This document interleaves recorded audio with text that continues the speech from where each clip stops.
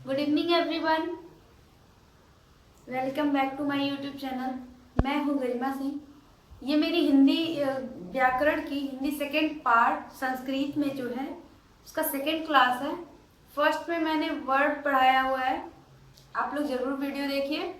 और second class है ये संधि। संधि के बारे में आज हम लोग पढ़ेंगे। संधि क्या होता है, संधि की परिभाषा क्या है, संधि के प्रकार कितने होते हैं और प्रत्येक प्रकार के बारे में भी जानेंगे। तो चलिए वीडियो शुरू करते हैं। तो संधि क्या होता है, सबसे पहले तो हम जानते हैं संधि क्या होता है।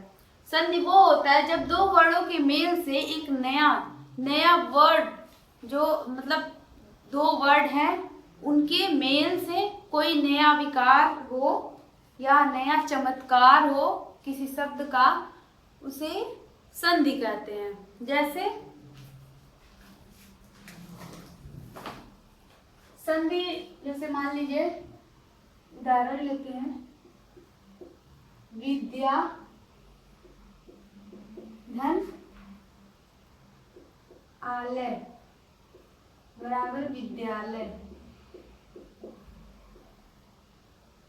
तो इसमें नया विकार उत्पन्न हुआ है। जैसे कि हम लोगों ने देखा है विद्या धन आलय बराबर विद्यालय। तो ये दो वर्ड को मिला के एक नया विकार उत्पन्न हो रहा है, इसे ही हम संधि कहते हैं। संधि सबको क्लियर हुई? अब जानते हैं संधि का अर्थ क्या होता है। संधि का अर्थ जोड़ना, मेल करना या समझौता करना होता है। और इसी का अपोजिट जिसे विलोम कहते हैं, संधि का विलोम विच्छेद होता है, विच्छेद या विग्रह, जिसे विच्छेद या विग्रह कहते हैं। विच्छेद को वि धन छेद, वि और छेद को मिला के विच्छेद बनता है। वि और छेद मिला के विच्छेद बनता है। अब विलोम क्या होता है, जब किसी वर्ड को अलग अलग कर दिया जाता है उसे विग्रह कहते हैं। संधि का विलोम विच्छेद होता है। विच्छेद किसे कहते हैं, जब किसी वर्ड को अलग अलग कर दिया जाता है उसे विग्रह कहते हैं।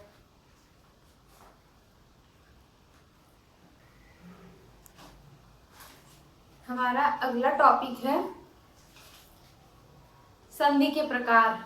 जैसे कि मैंने बोर्ड पे लिखा हुआ है, संधि के 3 प्रकार होते हैं, जिसमें से कि पहला है स्वर संधि, दूसरा है व्यंजन संधि, तीसरा है विसर्ग संधि। संधि के 3 प्रकार हैं। हमने अभी संधि क्या होता है वो पढ़ा, उदाहरण पढ़ा। अब संधि के प्रकार पढ़ेंगे, जिसमें से पहला है स्वर संधि, व्यंजन संधि, विसर्ग संधि।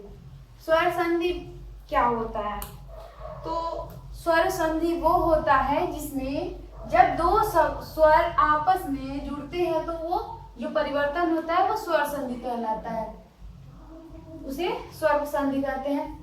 व्यंजन संधि जब पहले शब्द का अंतिम व्यंजन दूसरे शब्द के व्यंजन या स्वर से मिलता है उसे व्यंजन संधि कहते हैं। जैसे पहले शब्द का स्वर अंतिम स्वर, पहले शब्द का अंतिम स्वर ये हो, कोई भी, इसमें मान लीजिए उदाहरण ले लेते हैं, उदाहरण लेते हैं राम। तो राम में अंतिम यही होगा वर्ड, तो ये जो अंतिम होगा दूसरे शब्द के, यहाँ ले लेते हैं श्याम, दूसरे शब्द के अंतिम, इससे इसका बात हो रहा है, यहाँ इसका इससे बात हो रहा है। जो लास्ट में, राम के लास्ट में वाला वर्ड है और जो श्याम के लास्ट वाला वर्ड है उसकी बात हो रही है। जब पहले शब्द का अंतिम व्यंजन दूसरे शब्द के व्यंजन या स्वर से मिलता है उसे व्यंजन संधि कहते हैं। जैसे कि यहाँ पे याद करने के लिए मैंने लिखा हुआ है, व्यंजन प्लस व्यंजन, व्यंजन प्लस स्वर, स्वर और व्यंजन जो होगा वो स्वर व्यंजन संधि में आएगा। विसर्ग संधि, विसर्ग संधि जब व्यंजन का विसर्ग में तथा विसर्ग का व्यंजन में परिवर्तन होता है उसे विसर्ग संधि कहते हैं। व्यंजन का विसर्ग विसर्ग में तथा विसर्ग का व्यंजन में परिवर्तन होता है उसे विसर्ग संधि कहते हैं। जैसे कि ये हो गया प्लस स्वर, ये प्लस स्वर, तो ये विसर्ग संधि कहलाएगा। इसमें स्वर संधि के प्रकार होते हैं, कुछ प्रकार हैं स्वर संधि के जो मैंने लिखा हुआ है। स्वर संधि के 5 प्रकार होते हैं। पहला है दीर्घ स्वर संधि, दूसरा है गुण स्वर संधि, तीसरा है वृद्धि स्वर संधि और चौथा है यड़ स्वर संधि, पांचवा है अयाधि स्वर संधि।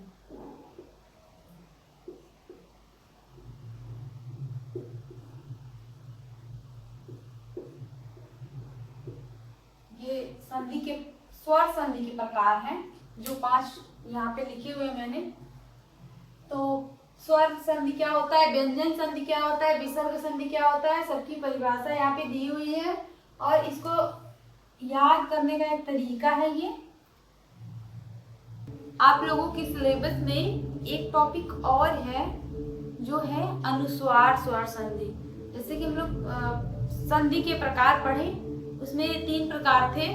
एक और है जो जिसको मैंने बोर्ड पे लिखा है अनुस्वार स्वर संधि। अनुस्वार स्वर संधि क्या होता है, जब पदांत में म के बाद कोई भी व्यंजन वर्ड आता है तो म के स्थान पर अनुस्वार हो जाता है।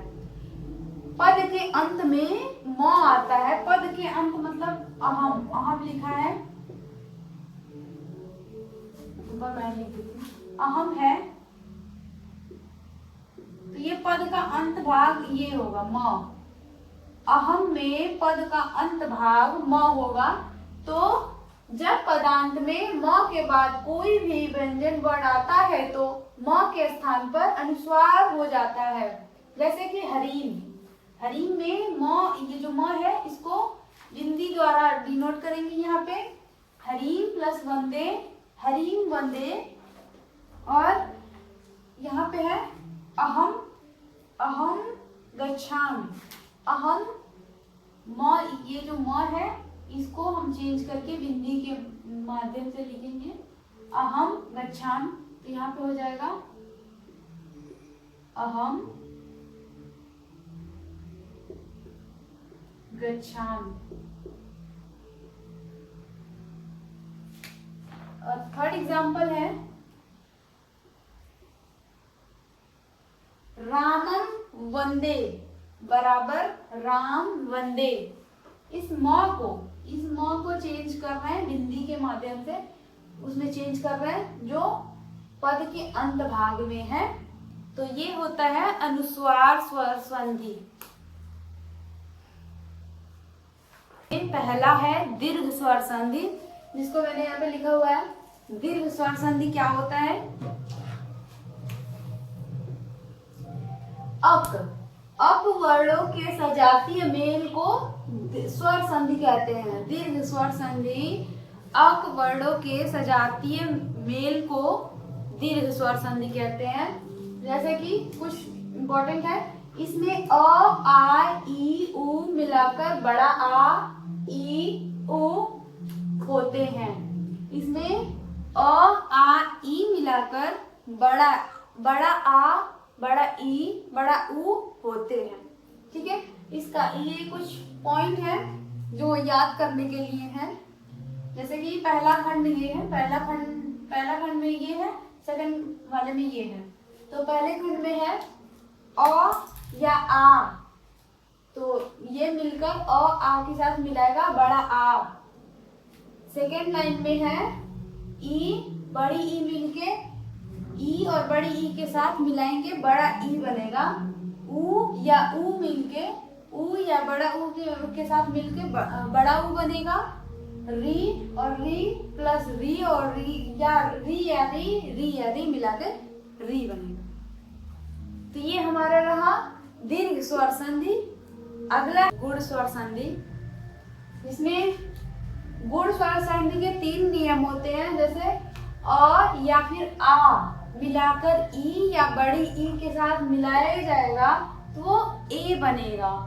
अगर अ या आ मिला के ऊ या बड़ा ऊ के साथ मिलाते हैं तो ओ बनेगा। अ या फिर आ मिलाते हैं री के साथ तो वो और बनेगा। तो ये गुण स्वर संधि में ये 3 नियम बहुत इंपॉर्टेंट है। इसी के बेस पे पूरा प्रश्न दिया रहेगा। इसमें कुछ ट्रिक्स भी है याद करने के, क्योंकि सेम लाइंस होते हैं, गुण स्वर संधि, अयादि स्वर संधि, सब में लगभग अ आ इ यू का मैचिंग होता है। तो कुछ ट्रिक्स होते हैं जिसको याद करना होता है, उससे फर्क पता चलता है कि कौन सा किसमें का है। तो इसमें कुछ ट्रिक्स हैं, जैसे कि इसमें है, इसमें यदि ई बड़ा ई के साथ कोई अक्षर जुड़ा हो तो वह ए बनेगा। जैसे कि मैंने यहाँ ऊपर ही बताया हुआ है उदाहरण, अ और बड़ी ई को मिलाते हैं तो बड़ा छोटा ए बनता है, बड़ा आ और ई को मिलाते हैं तो ए बनता है। सेकंड है, इसमें यदि ऊ बड़ा ऊ री के साथ कोई अक्षर जुड़ा हो तो ओ और अर होगा। अ और री मिला के अर बनेगा, आ और ऊ मिला के ओ बनेगा। इसका कुछ क्वेश्चन है, कुछ प्रश्न है जो हम लोग चलिए देखते हैं।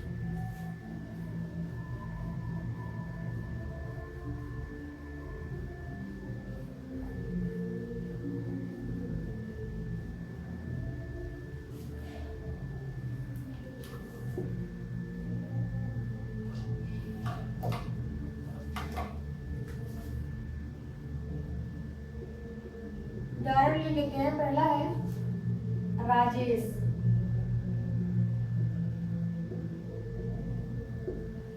प्रश्न में ऐसे ही देगा, बोलेगा, क्वेश्चन में दे देगा कि राजेश बताइए कि कौन सा संधि है और इसका संधि विच्छेद क्या होगा। तो ये पहले तो ये गुण स्वर संधि है, क्योंकि इसमें अ आ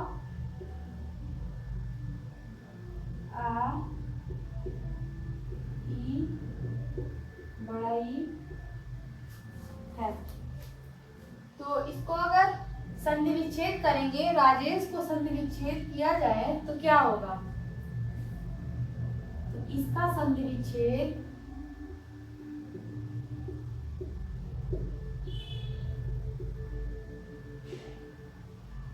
राज धन ईस,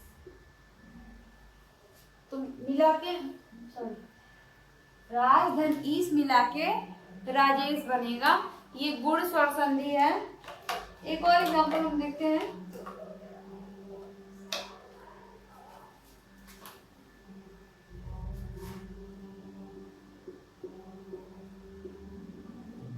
इसका क्या होगा, इसमें भी अ और आ प्लस ई और ई को मैच कराइए और देखिए क्या होगा। तो गढ़ धन ईस मिला के बनेगा गणेश। ये 2 उदाहरण मैंने दिए हुए हैं गुण स्वर संधि के। अभी क्वेश्चंस हम लोग आगे लगाएंगे, एक प्रश्न सीरीज बनाएंगे हम, उसमें हम बताएंगे क्वेश्चंस। स्वर संधि के प्रकार में से हमने 2 प्रकार पढ़ लिया हुआ है, दीर्घ स्वर संधि, गुण स्वर संधि। तीसरा है हमारा वृद्धि स्वर संधि। वृद्धि स्वर संधि जिसमें अ या फिर आ किसके साथ मिलता है, ए और बड़ा ए के साथ मिलके बड़ा ए बनाता है। अ और आ, बड़ा ओ और बड़ा अ, ओ और अ के साथ ही ओ फिर या, मतलब कि अ होगा या फिर आ होगा, ओ होगा या अ होगा, मिलाकर अ बनता है। इसमें अ आ ए हमेशा बड़ी ए अ के साथ जुड़ता है। जैसे अ ए बड़ा ए, आ ए बड़ा ए। उदाहरण है माहेश्वर्य। माहेश्वर्य का इसमें अगर तोड़ते हैं तो अ आएगा और और ए आएगा, तो इसका संधि विच्छेद जब करेंगे तो महा धन ऐश्वर्य होगा। सेम इसी के जैसे ये धनेश्वर्य है, धनेश्वर्य का करेंगे और ए या बड़ा ए, जिसका धन धन ऐश्वर्य। ये दो उदाहरण हैं जो कि वृद्धि स्वर संधि के हैं। अब संधि के चौथे टॉपिक का, चौथे प्रकार का नाम है यड़ स्वर संधि। हम अब पढ़ेंगे, जानेंगे यड़ स्वर संधि के बारे में। हम उदाहरण देके भी आपको बताएंगे, कुछ प्रश्नों को भी लगवाएंगे, बताएंगे। तो चलिए शुरू करते हैं। यड़ स्वर संधि में प्रथम खंड और द्वितीय खंड में दो भाग में मैंने डिवाइड किया हुआ है। इसमें ई और बड़ी ई और कोई भिन्न स्वर जोड़ेंगे, दूसरे खंड में कोई भिन्न स्वर जोड़ेंगे और प्रथम खंड में ई और बड़ी ई जोड़ेंगे, तो वो यड़ स्वर संधि कहलाएगा। उ, बड़ा उ और कोई भिन्न स्वर संधि, री और कोई भिन्न स्वर संधि जब जोड़ेंगे तो वो यड़ स्वर संधि कहलाएगा। जैसे कि उदाहरण है इत्यादि। इत्यादि में ई आ रहा है और त्यादि आ रहा है। त्या बोलने में आ रहा है, तो एक में ई है और सेकंड पार्ट में आ है, तो ये इति धन आदि, इत्यादि का इति धन आदि होगा। स्वागत, स्वागत, स्व में उ आ रहा है, जहाँ पे ये एक भाग है, ये स्व वाला एक भाग है, और वागत, वागत को आगत से डिनोट करेंगे, जब अलग करेंगे तो आगत लिखते हैं। तो इसका पहले भाग में उ आ रहा है और दूसरे भाग में आ रहा है, तो इसमें होगा सुधन आगत। ये हमारा रहा यड़ स्वर संधि के उदाहरण और कुछ नियम जो आपको पढ़ने होंगे। तो चलिए अगला स्वर संधि देखते हैं कि हमारा स्वर संधि का अगला प्रकार कौन सा है। टॉपिक है अयादि स्वर संधि। अयादि स्वर संधि के कुछ नियम हैं जो मैंने बोर्ड पे लिखा है, जैसे कि ए और सेकंड पार्ट में कोई भिन्न स्वर रहेगा तो वो अयादि स्वर संधि। अयादि स्वर संधि और इसके पहले जो मैंने पढ़ाया वो थोड़ा सा मैच करता है, उसको ध्यान से पढ़ना होगा, क्योंकि ए और बड़ा ए में यही गड़बड़ होता है, किसमें क्या लिखना है ये आपको ध्यान देना है। अयादि स्वर संधि क्या है, अयादि संधि और गुण संधि क्या है, ये सब आपको ध्यान देने होंगे। तो अयादि स्वर संधि में ए और दूसरे भाग में कोई भिन्न स्वर रहेगा तो वो अयादि स्वर संधि होगा। बड़ा ए और दूसरे भाग में कोई भिन्न स्वर संधि रहेगा तो अयादि स्वर संधि होगा। ओ प्लस कोई भी भिन्न स्वर, और चौथा है औ के साथ कोई भी भिन्न स्वर जुड़ा रहेगा तो वो अयादि स्वर संधि होगा। मैंने कुछ एग्जांपल्स लिखे हुए हैं, ये उदाहरण है।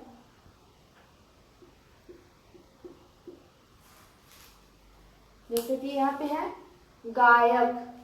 गायक में गायक को जब संधि विच्छेद करेंगे तो गय धन इक होगा, गायक का गय धन इक, नायक का नय धन अक। नायक अक आ रहा है, इसके ना के दूसरे ना एक पार्ट में है और दूसरा पार्ट है उसका अक, लेकिन लिखा गया है यक, तो वही हमें विच्छेद करके वही पता करना है कि किसका है, कौन सा संधि है, ये स्वर संधि है या व्यंजन संधि है, ये सब हमें यही से पता चलते हैं। नायक, ये जो लिखा हुआ है ये सब में सेम लगभग होगा, उसको ध्यान आपको देना होगा ताकि हम इसको बता सकें। नायक का होगा नय धन अक, जैसे यहाँ पे है नयन, नयन में ने धन अन होगा नयन। नायिका में नय धन इक बराबर नायिका। भवन में भो धन अन बराबर भवन। ऐसे ही है पावक, पावक में पौ धन अक बराबर होगा पावक। भावुक में औ धन इक, भाव हो गया, भाव धन इक। कुछ प्रश्न हैं जो मैंने बोर्ड पे दिया हुआ है इम्पॉर्टेंट है। चलिए देखते हैं। इसमें पहला है महोत्सव का संधि विच्छेद क्या होगा। तो महोत्सव का संधि विच्छेद महाधन उत्सव बराबर महोत्सव होगा। सेकेंड है पावन, पावन का संधि विच्छेद बताना है। तो मैंने अभी कुछ टाइम पहले ही बताया है लास्ट वाले स्वर संधि में। तो होगा पावन का होगा पौधन अन बराबर पावन। थर्ड है अभिन्न, अभिन्न का संधि विच्छेद अधन भिन्न होगा। अधोचित, अधोचित का होगा यथाधन उचित बराबर यथोचित। देवर्षि, देवर्षि का होगा देवधन ऋषि बराबर देवर्षि।